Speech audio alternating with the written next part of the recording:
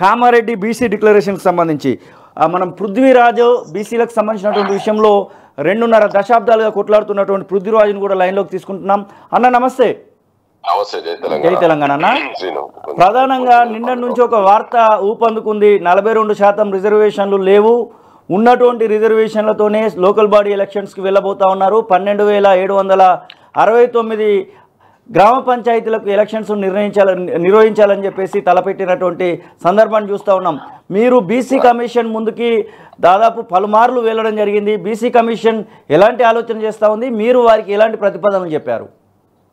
యాక్చువల్గా మమ్మల్ని పిలిచిండ్రు వాళ్ళు, మేము రిప్రజెంటేషన్ ఇచ్చిన తర్వాత కూడా పిలిచిండ్రు.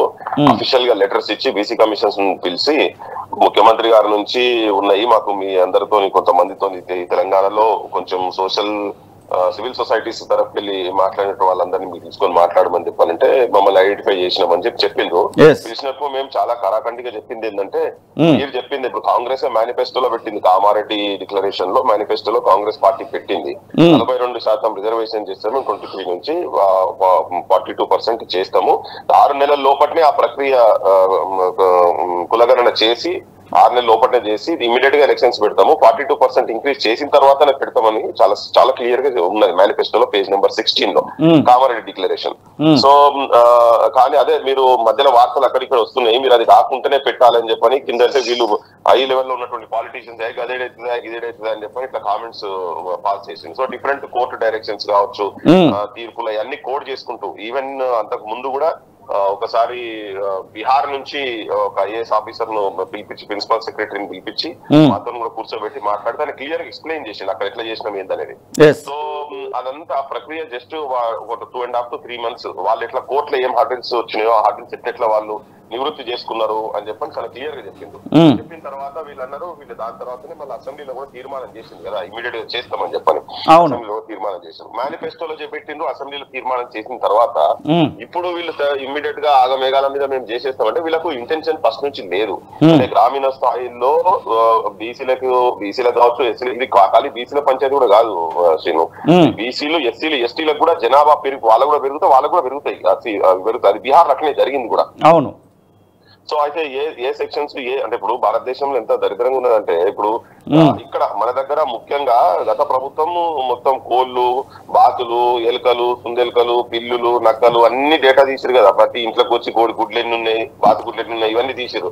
అవన్నీ తీసిన తర్వాత ఏంటంటే 93% బీసీఎస్సీ ఎస్టీ మైనారిటీస్ ఉన్నారు ఇక్కడ అని చెప్పని వాళ్ళు అది బయటకు వస్తే వీళ్ళకు షేర్ వస్తుందనే ఉద్దేశంతో అది పక్కకు పెట్టారు. మేము అప్పుడు పోయినప్పుడు డిమాండ్ చేసినాం, ఇమీడియట్ గా చేయలేని సిచ్యువేషన్ ఉంటే లాస్ట్ టైం ఏదైతే కేసీఆర్ సకల కుటుంబ సర్వే అయితే చేసిండో ఆ రిపోర్ట్ అన్న బయటికి తీసి దాని ఆధారంగానే ఇమీడియట్ గా చేయండి మీరు. తర్వాత ఈ ప్రక్రియకు పెద్ద 150 కోట్లు మేము దీనికి కేటాయించినామని కూడా చెప్పిండ్రు. పెద్ద పని కూడా కాదు ఇది. ఆయన కేసీఆర్ ఒక రోజులో చేసింది, వీళ్ళు 15 రోజులు చేయొచ్చు, 1 నెల చేయొచ్చు, 2 నెలలు చేయొచ్చు, 3 నెలలు కూడా చేయొచ్చు. వాళ్ళు మేనిఫెస్టోలో పెట్టిన దాన్నే వాళ్ళే అమలు చేస్తలేరు. అంటే వాళ్లకు దీని పట్ల నిజాయితీ లేదు. ఈ కిందికి సెక్షన్స్ కు సంబంధించినటువంటి బాగోగుల గురించి వాళ్ళ ఇప్పుడు దీన్ని అన్ని వస్తాయి బయటికి, సామాజిక పరిస్థితి, ఆర్థిక పరిస్థితి, అణచివేత ఇట్లా ఉన్నది, ఇదంతా ఇప్పుడు ఇప్పటి నుంచి కాదు, ఇది బ్రిటిష్ కాలంలోనే జరిగింది. ఇది 1871 నుంచి 1941 వరకు 7 times కంటిన్యూస్ గా చేసిండు. స్వతంత్రం వచ్చిన తర్వాతనే దీన్ని పక్కకు పెట్టారు. కానీ ప్రతి కమిటీ, ప్రతి కమిషన్ ఏదైతే బ్యాక్వర్డ్ క్లాస్ గురించి ఇవన్నీ ఏది చేసినా కానీ అన్ని రావాలని ఈవెన్ కోర్ట్స్ కూడా చెప్పినాయి. వీళ్ళది కంప్లీట్ గా డేటా లేకుంటే ఏది కూడా ఎటువంటి స్కీమ్స్ కూడా ఇంప్లిమెంట్ చేయడంలో ఇబ్బంది అవుతుందని చెప్పిండ్రు. వీటన్నిటిని మేమంతా కోడ్ చేసుకుంటూ క్లియర్ గా కమిషన్ ముంగట చాలా స్పష్టంగా చెప్పిన దాంట్లో ఒక కండిషన్ మూకుమ్మడిగా ప్రతి ఒక్కరు అందరూ చెప్పింది ఏంటంటే, మీరేదైతే 42% మీరు రిజర్వేషన్స్ ఇచ్చే గ్రామ పంచాయతీ ఎలక్షన్స్ కు మీరు ప్రామిస్ చేసి మీ ఢిల్లీలో నాయకులు రాహుల్ గాంధీలు అందరూ వచ్చి మీరేదైతే అనౌన్స్మెంట్ చేసిండ్రో దాన్ని అమలు చేయమని చెప్తున్నాం. కొత్త ఉద్యమ కోరికలు కోరేది కూడా ఏం లేదు. దీంతోనైతే నష్టం జరిగేది ఎక్కడ నష్టం జరుగుతుందంటే, ఇప్పుడు 12,769 గ్రామ పంచాయతీ ఉంటే ఇప్పుడు వీళ్ళు ఇస్తున్నది గత టిఆర్ఎస్ ప్రభుత్వము 34 నుంచి 23 తగ్గించేశారు. 23 అంటే అది ప్రాక్టికల్ గా ఓన్లీ 18%.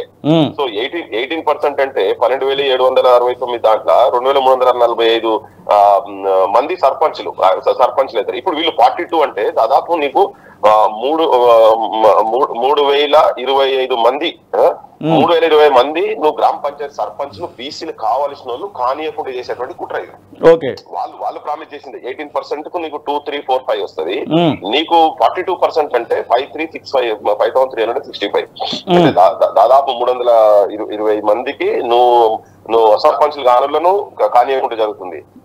ఎంపీటీసీలు కూడా నువ్వు అట్లనే 6,473 ఉంటే దాంట్లో సేమ్ అట్లనే అంటే 1,000 మంది దాదాపు నీ వార్డు మెంబర్లు కూడా 88,682 ఉంటే 40% అంటే అరౌండ్ 40,000 42% అంటే 40,000 మందిని నువ్వు వార్డు మెంబర్లను కానీయకుండా చేస్తున్నావు. సో ఇదంతా ఏంటంటే మళ్ళా ఈ ఆధిపత్యం తీసుకొచ్చుకొని కూర్చోబెట్టి ఏదైతే గ్రామ స్థాయిలలో నీకు వాళ్ళు ఇచ్చిన స్టేట్మెంట్స్ ఇవన్నిటికీ దీనికి ఇప్పుడు వీళ్ళు పెట్టే ఎలక్షన్స్ కు మాత్రం ఎక్కడ కూడా పొంతన లేకుండా కంప్లీట్ పొంతన లేకుండా ఇది ఒక మోసం అన్నట్టు క్లియర్ గా చెప్పాలంటే మోసం దగా. ఏదైతే వీళ్ళు అంతకు ముందు ఎట్లయితే వాళ్ళు ఒక నిరంకుశ పాలన ఎట్లా చేసారు, వాళ్ళు చెప్పేది ఒకటి చేసేది ఒకటి లెక్క వీళ్ళు కూడా సేమ్ అట్లనే చేస్తారు. ఎవరు అడిగింది ఇప్పుడు వాళ్ళకి ఇప్పుడు రాహుల్ గాంధీ కూడా పొద్దుగా లేస్తే మాట్లాడుతున్నారు దేశం మొత్తం తిరిగి అసలు వాళ్ళ పార్లమెంట్ ఎలక్షన్ ఎజెండానే చుట్టూ తిప్పిండ్రు. కులగణన చేస్తాం మేము, బీసీల ప్రాతినిధ్యం ప్రైమ్ మినిస్టర్ ఆఫీస్ లో లేనే లేదు, ఇవన్నీ లెక్కలతో సహా చెప్పింది కదా. మరి ఇప్పుడు నీ లీడర్ నువ్వు నీ కాంగ్రెస్ పార్టీ చెప్పిన తర్వాత ఇలా గ్రామీణ ప్రాంతాలలో అట్లీస్ట్ లీడర్షిప్ వచ్చే కాడ కూడా మీరు తొక్కి పడేస్తున్నారు కంప్లీట్ గా. మీరు ప్రామిస్ చేసి ఇప్పుడు చాలా మంది నమ్మిరు దీంతో, ఎందుకంటే కేసీఆర్ అంటే తక్కువ చేసింది కాబట్టి వీళ్ళు ఇంకెక్కువ చేస్తారని చెప్పి దాన్ని పోయే వరకు జనం క్షేత్ర స్థాయిలో ఉన్నటువంటి కొంత చైతన్యవంతులైనటువంటి నిరుద్యోగులు కావచ్చు వీళ్ళందరూ అరే వీళ్ళు వస్తే అవకాశాలు వస్తాయి, నాయకత్వ అవకాశాలు మాకు వస్తాయి, మెజారిటీ కులాలకు సంబంధించినటువంటి వ్యక్తులకు అట్లీస్ట్ గ్రామాలలో సర్పంచులు, ఎంపీటీసీలు, జెడ్పీటీసీలు అయితము అనేది ఒక ఆశ లీటర్ పెరిగినది. వారు రావాల్సిన అవసరం ఉంది, వాళ్ళ హక్కు అది, వాళ్ళ హక్కు రాజ్యాంగం ఇచ్చినటువంటి హక్కు, ఏదో వీళ్ళు ఇస్తున్నటువంటి కూడా కాదు. ఆ ప్రాతినిధ్యం జనాభా ప్రాతినిధ్యం ప్రకారంగా ఇవ్వాల్సి ఉంది. ప్రతి కమిషన్ చెప్పిన ముచ్చట కదా అది. సో దాన్ని ఇప్పుడు వీళ్ళు వచ్చిన తర్వాత ఇప్పుడు నిన్నదాకా సల్లగా ఉన్నారు, అన్ని ఎలక్షన్స్ అయిపోయినాయి, పార్లమెంట్ ఎలక్షన్స్ అయిపోయినాయి.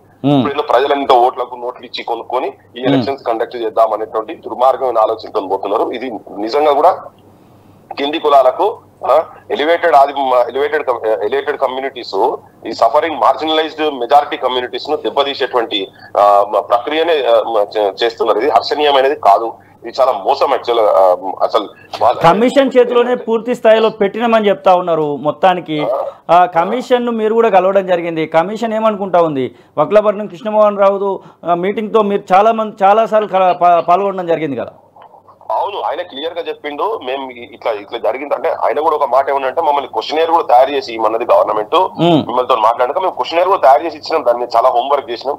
తెలంగాణలో ఉన్నటువంటి చాలా మంది ఇంటెలెక్చువల్స్ తో కూర్చొని పిఎల్వి కావచ్చు, సింహాద్రి గారు కావచ్చు, తిరుమల గారు కావచ్చు, చంద్రకుమార్ అందరం కూర్చొని, చంద్రకుమార్ సార్ కావచ్చు, అందరం కూర్చొని దీన్ని చాలా ప్రాపర్ గ్రాప్ చేసి ప్రొఫెసర్ మురళీ మనోహర్ ఎప్పటి నుంచో వీళ్ళు కూడా ఈ అంశాల మీద ఫైట్ చేస్తున్నారు. డిఫరెంట్ యూనివర్సిటీస్ నుంచి ఉన్నటువంటి వాళ్ళను కూర్చోబెట్టుకుని చాలా మేధోమదనం జరిపి దాన్ని చాలా క్లియర్ కట్ గా ఏ కేసెస్ ఎట్లా ఉన్నాయి ఏందనేది మొత్తం పెట్టి క్వశ్చనేర్ కూడా తయారు చేసి ఇస్తే చాలా బాగున్నది, అద్భుతంగా ఉన్నది, నేను గవర్నమెంట్ కు ఫార్వర్డ్ చేస్తాను అని చెప్పని చాలా క్లియర్ గా చెప్పడం జరిగింది. అందరం ముంగట ఓపెన్ గా జరిగింది ఆ మీటింగ్ లో. మేము పంపిస్తున్నాం, గవర్నమెంట్ దీన్ని యాక్సెప్ట్ చేస్తుంది, ఎందుకంటే మాకే చెప్పింది ఈ పని అని. కాకపోతే ఈ సెన్సెస్ మాతో చేయిస్తారా లేదా అనేది మాకు తెలియదు, మేము ఇదంతా తీసుకుపోయి అక్కడ ఇస్తామని. కానీ మరి ఇవన్నీ కన్సిడరేషన్ ఇవన్నీ ఏంటంటే ఇప్పుడు మా ఓటర్లు పార్లమెంట్ ఎలక్షన్స్ ముంగట ఏం మాట్లాడకుండా ఉండేటందుకని చెప్పి మాట్లాడితే ఎలక్షన్స్ లో పార్లమెంట్ ఎలక్షన్స్ లో డ్యామేజ్ అవుతుంది కావచ్చు అని మమ్మల్ని ఇట్లా ఎంగేజ్ చేసే ప్రయత్నం చేసింది గవర్నమెంట్, నమ్మిచ్చింది. ఈవెన్ ఇందులో స్టార్టింగ్ స్టేజ్ లో అక్నూర్ మురళి సార్ కూడా ఉండేది దీంట్లో. సో ఇట్లా తర్వాత మేము కూడా కలిసినాం, తన లేకుండా కూడా మేము కలిసినాం. సో మమ్మల్ని అట్లా ఎంగేజ్ చేసే ప్రయత్నం చేసింది వీళ్ళు చేసి ఇప్పుడు ఎట్టకేలకు అవన్నీ అయిపోయినాయి, వాళ్ళ పనులన్నీ తీరిపోయినాక ఇప్పుడు ఏదో ఊడ దాటేదాకా ఊడ దాటినాక పూడమల్లన్న లెక్క నీ మేనిఫెస్టో నువ్వు పెట్టి, నీ ప్రామిస్ పెట్టి ఊరూరా రాహుల్ గాంధీ పాదయాత్రలు తీసుకుంటా ఏ జిల్లా ఏ రాష్ట్రానికి పోయినా గానీ ఇవే మాటలు మాట్లాడుకుంటా ఇప్పుడు తీసుకొని పెట్టంటే నీ రాహుల్ గాంధీ మాటలు ఇప్పుడు ఉన్నటువంటి ఇక్కడ ముఖ్యమంత్రి కావచ్చు ప్రభుత్వం మాటలు బోకస్ అన్నట్టు ఇది క్లియర్ గా. సో దీంతో చాలా రాజకీయంగా, సామాజికంగా, ఆర్థికంగా చాలా నష్టపోతున్నారు.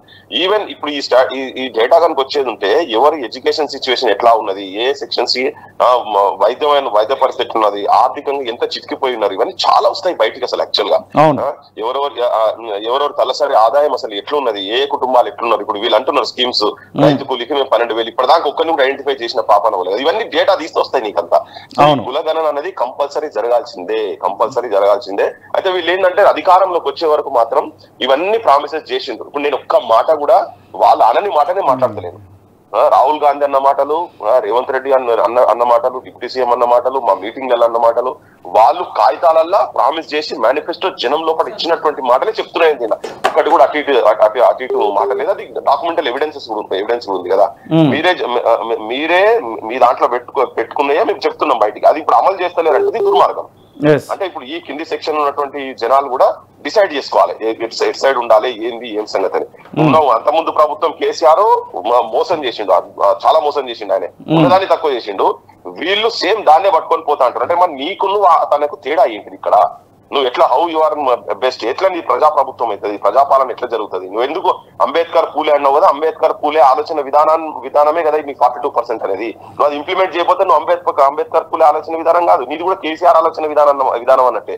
ఏదైతే నువ్వు నిరంకుశ పాలన, ఒక ఫ్యూడల్ ముఖ్యమంత్రి అని చెప్పి మీరు చెప్పుకుంటూ తిరిగిందో, ఇలా సేమ్ మీరు కూడా గాడికి వస్తారు. మీరు ఇద్దరు సమానంగానే ఉన్నారు. అతను నమ్మించి మోసం చేసిండు, మీరు నమ్మించి మోసం చేస్తున్నారు అనేది జనం. మీ కార్యాచరణ ఎలా ఉండబోతా ఉంది బీసీలకు సంబంధించినటువంటి విషయంలో?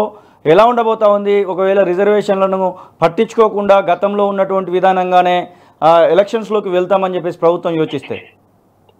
మేము ఆల్రెడీ నిన్ననే దీని మీద ఒక మీటింగ్ కూడా జరిగింది నిన్న సోమాజ్ కూడా ప్రెస్ క్లబ్ లో. దీని మీద మాట్లాడినాం. రేపు కూడా మళ్ళీ మేము కూర్చుంటున్నాం దీని మీద కార్యాచరణ ఎట్లా చేసుడు, ఏం సంగతి ఏందనేది.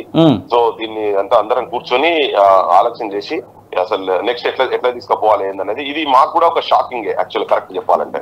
సరే నిన్న మాట్లాడేటప్పుడు గవర్నమెంట్ అంతా ధైర్యం చేయకపోవచ్చు అని అనుకున్నాం, కానీ ఇది మాకు కూడా లోపల కూడా షాకింగ్. అంటే జనం వాళ్ళకు కూడా ఏముందంటే ఈ ప్రజలది ఏమున్నది, అబ్బా ఇన్ని పైసలు ఇస్తే ఓట్లేస్తారు, ఇంత దాగిపిస్తే ఓట్లేస్తారు అనే కాడ వీళ్ళ అట్లా ఆలోచన ఉన్నది.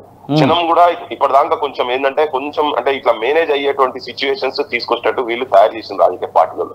జనం కూడా ఆలోచించాలి మనం అసలు ఎక్కడ నష్టపోతున్నాము.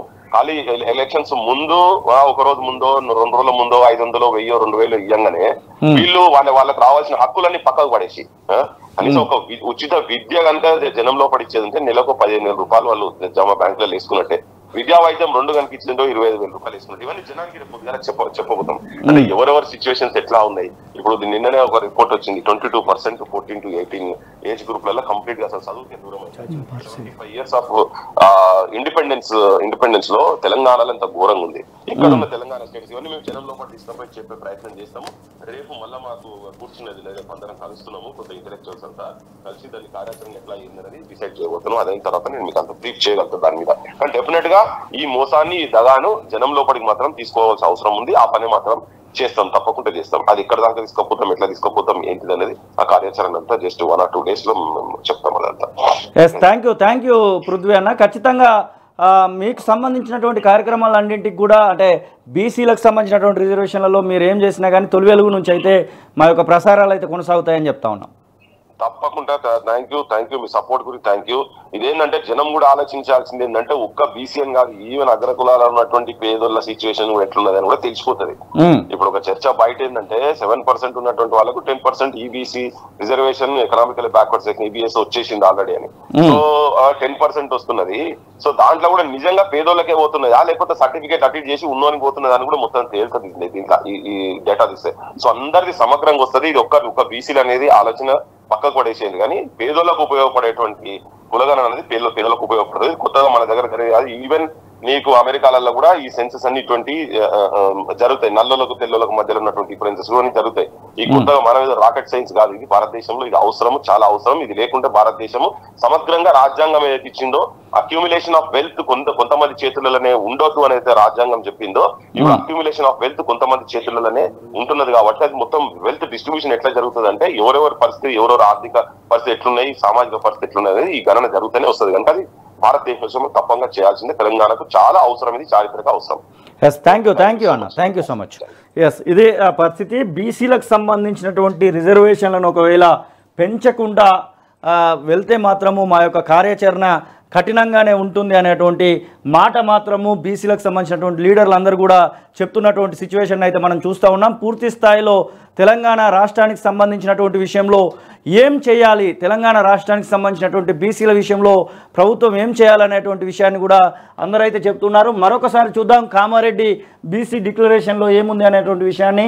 కులగణన బీసీ కమిషన్ నివేదిక ఆధారంగా అధికారంలోకి వచ్చిన 6 నెలల్లోపే బీసీల రిజర్వేషన్ల పెంపు అని చెప్పేసి ఒకటి కనబడతా ఉంది. మరొకటి కొత్త స్థానిక సంస్థల్లో ప్రస్తుతం ఉన్న బీసీ రిజర్వేషన్లు 23% నుంచి 42% పెంపు, పంచాయతీలు మున్సిపాలిటీల్లో కొత్తగా 23,973 మంది బీసీలకు రాజకీయ ప్రాతినిధ్యం అంటూ ఒక విషయాన్ని అయితే మనం చూస్తూ ఉన్నాం. చాలామంది సర్పంచ్లకు సంబంధించినటువంటి వాళ్ళు, సర్పంచులు గత కాలంలో పనిచేసినటువంటి వాళ్ళు మెసేజ్లు పెడతా ఉన్నారు. తొలి వెలుగుకు మాకు రావాల్సినటువంటి బిల్లులను ఇవ్వండి మహాప్రభు అంటూ మెసేజ్లు పెడుతున్నటువంటి విషయాన్ని అయితే మనం చూస్తూ ఉన్నాం.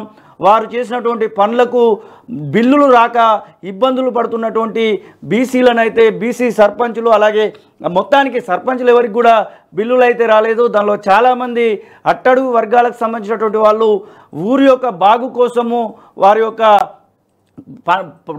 సొంత డబ్బులను వెచ్చించి మరి పనులను చేసినటువంటి బీసీలు అయితే చాలామంది ఉన్నారు. దానిలో అందరూ కూడా అటు అగ్రవర్ణాలకు సంబంధించినటువంటి వాళ్ళు, బీసీ, ఎస్సీ, ఎస్టీ, మైనారిటీలు అందరూ కూడా సర్పంచులుగా ఉన్నటువంటి సందర్భంలో వారి యొక్క బిల్లుల కోసం అయితే వేచి చూస్తూ ఉన్నారు. అసలైన తొలి వెలుగు. ఫాలో వాట్సాప్ @తొలి వెలుగు అఫీషియల్.